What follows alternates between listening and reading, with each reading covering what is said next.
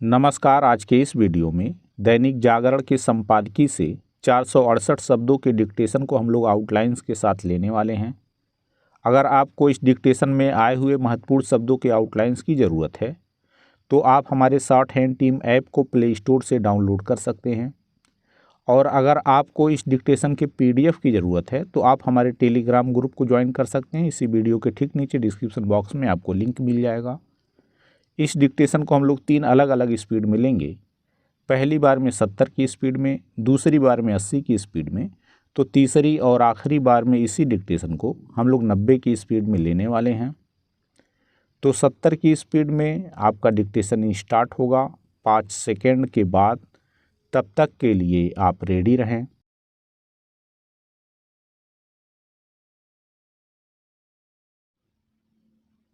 Start. अब इसमें कोई संदेह नहीं कि नीतीश कुमार के INDIA से अलग होने के बाद इस गठबंधन के साथ साथ कांग्रेस की भी कठिनाई बढ़ने जा रही है। अपनी इस कठिनाई के लिए वही अधिक जिम्मेदार है। नीतीश कुमार जिन कारणों से INDIA से अलग हुए उनमें एक बड़ा कारण उन्हें इस गठबंधन का संयोजक न बनाया जाना रहा। नीतीश कुमार INDIA के संयोजक बनने के अधिकारी इसलिए थे क्योंकि उन्होंने ही कांग्रेस के नेतृत्व में अन्य विपक्षी दलों को एकजुट करने की पहल की थी। कांग्रेस ने केवल नीतीश कुमार की ही अनदेखी नहीं की बल्कि उसने INDIA के अन्य घटकों को एकजुट करने और सीटों के बंटवारे को महत्व देने के स्थान पर राहुल गांधी के नेतृत्व में भारत जोड़ो न्याय यात्रा निकालने को प्राथमिकता प्रदान की।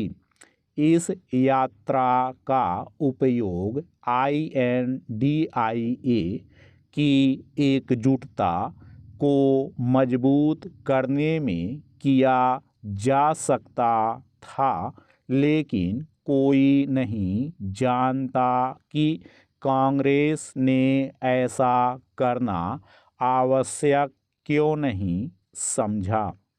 उसने घटक दलों को इस यात्रा में सम्मिलित होने का औपचारिक निमंत्रण देकर कर्तव्य की इतिश्री ही अधिक की और इसी कारण ममता बनर्जी ने उसमें हिस्सा नहीं लिया।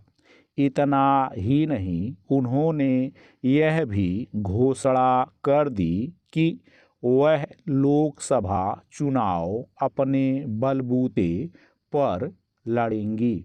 अखिलेश यादव ने उत्तर प्रदेश में कांग्रेस को 11 सीटें देने की घोषणा अवश्य कर दी, लेकिन यह घोषणा उन्होंने कांग्रेस से व्यापक विचार विमर्श के बजाय अपने स्तर पर ही की।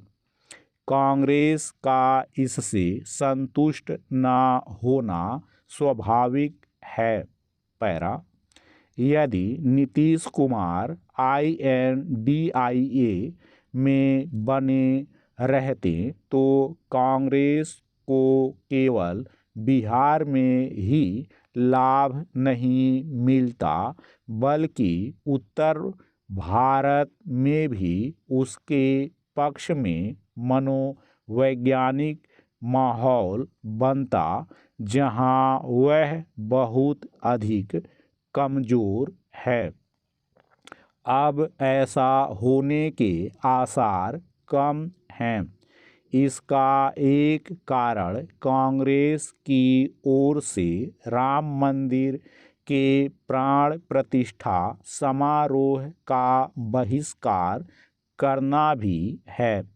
पता नहीं कांग्रेस के रणनीतिकार यह साधारण सी बात क्यों नहीं समझ सकें कि सांस्कृतिक महत्व के इतने महत्वपूर्ण आयोजन में न जाना और उसके निमंत्रण को ठुकराना एक ही बात नहीं। INDIA में भले ही 2 दर्जन से अधिक राजनीतिक दल शामिल हों, लेकिन संप्रग के बाहर का कोई बड़ा राजनीतिक दल कांग्रेस के साथ मजबूती से खड़ा नहीं दिख रहा है। जैसे ममता बनर्जी बंगाल में अकेले चुनाव लड़ने की घोषणा कर चुकी हैं, वैसे ही आम आदमी पार्टी भी यह स्पष्ट कर चुकी है कि वह पंजाब में अपने दम पर लड़ेगी। पता नहीं दिल्ली में क्या होगा, लेकिन यह स्पष्ट है कि कांग्रेस INDIA को सशक्त नहीं कर सकी।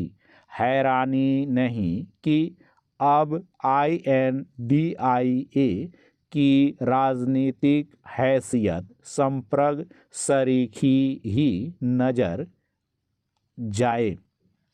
कांग्रेस यह मानकर चल सकती है कि राहुल गांधी के नेतृत्व में निकल रही भारत जोड़ो न्याय यात्रा लोगों के आकर्षण का केंद्र बन रही है, लेकिन सच यह है कि उसकी राजनीतिक जमीन मजबूत होती नहीं दिख रही है। स्टॉप। दोस्तों, इसी डिक्टेशन को दूसरी बार में हम लोग 80 की स्पीड में लेंगे और आपका समय स्टार्ट होगा 5 सेकंड के बाद। तब तक के लिए आप रेडी रहें।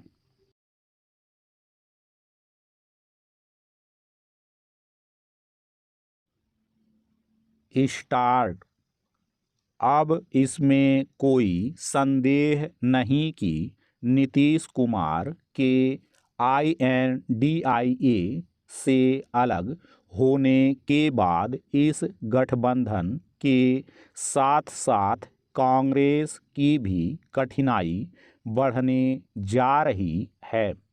अपनी इस कठिनाई के लिए वही अधिक जिम्मेदार है। नीतीश कुमार जिन कारणों से INDIA से अलग हुए, उनमें एक बड़ा कारण उन्हें इस गठबंधन का संयोजक न बनाया जाना रहा। नीतीश कुमार INDIA के संयोजक बनने के अधिकारी इसलिए थे क्योंकि उन्होंने ही कांग्रेस के नेतृत्व में अन्य विपक्षी दलों को एकजुट करने की पहल की थी। कांग्रेस ने केवल नीतीश कुमार की ही अनदेखी नहीं की, बल्कि उसने INDIA के अन्य घटकों को एकजुट करने और सीटों के बंटवारे को महत्व देने के स्थान पर राहुल गांधी के नेतृत्व में भारत जोड़ो न्याय यात्रा निकालने को प्राथमिकता प्रदान की। इस यात्रा का उपयोग INDIA की एकजुटता को मजबूत करने में किया जा सकता था, लेकिन कोई नहीं जानता कि कांग्रेस ने ऐसा करना आवश्यक क्यों नहीं समझा। उसने घटक दलों को इस यात्रा में सम्मिलित होने का औपचारिक निमंत्रण देकर कर्तव्य की इतिश्री ही अधिक की और इसी कारण ममता बनर्जी ने उसमें हिस्सा नहीं लिया। इतना ही नहीं, उन्होंने यह भी घोषणा कर दी कि वह लोकसभा चुनाव अपने बलबूते पर लड़ेंगी। अखिलेश यादव ने उत्तर प्रदेश में कांग्रेस को 11 सीटें देने की घोषणा अवश्य कर दी, लेकिन यह घोषणा उन्होंने कांग्रेस से व्यापक विचार विमर्श के बजाय अपने स्तर पर ही की। कांग्रेस का इससे संतुष्ट न होना स्वाभाविक है। पैरा, यदि नीतीश कुमार INDIA में बने रहते तो कांग्रेस को केवल बिहार में ही लाभ नहीं मिलता, बल्कि उत्तर भारत में भी उसके पक्ष में मनोवैज्ञानिक माहौल बनता, जहां वह बहुत अधिक कमजोर है। अब ऐसा होने के आसार कम हैं। इसका एक कारण कांग्रेस की ओर से राम मंदिर के प्राण प्रतिष्ठा समारोह का बहिष्कार करना भी है। पता नहीं कांग्रेस के रणनीतिकार यह साधारण सी बात क्यों नहीं समझ सकें कि सांस्कृतिक महत्व के इतने महत्वपूर्ण आयोजन में न जाना और उसके निमंत्रण को ठुकराना एक ही बात नहीं। INDIA में भले ही 2 दर्जन से अधिक राजनीतिक दल शामिल हों, लेकिन संप्रग के बाहर का कोई बड़ा राजनीतिक दल कांग्रेस के साथ मजबूती से खड़ा नहीं दिख रहा है। जैसे ममता बनर्जी बंगाल में अकेले चुनाव लड़ने की घोषणा कर चुकी हैं, वैसे ही आम आदमी पार्टी भी यह स्पष्ट कर चुकी है कि वह पंजाब में अपने दम पर लड़ेगी। पता नहीं दिल्ली में क्या होगा, लेकिन यह स्पष्ट है कि कांग्रेस INDIA को सशक्त नहीं कर सकी। हैरानी नहीं कि अब INDIA की राजनीतिक हैसियत संप्रग सरीखी ही नजर जाए।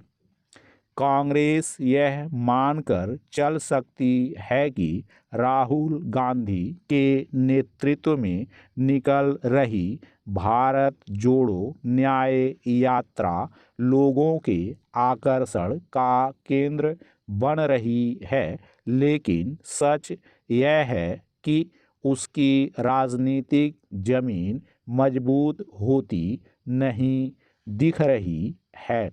स्टॉप। दोस्तों, इसी डिक्टेशन को तीसरी और आखिरी बार में हम लोग 90 की स्पीड में लेंगे और आपका समय स्टार्ट होगा 5 सेकंड के बाद। तब तक के लिए आप रेडी रहें।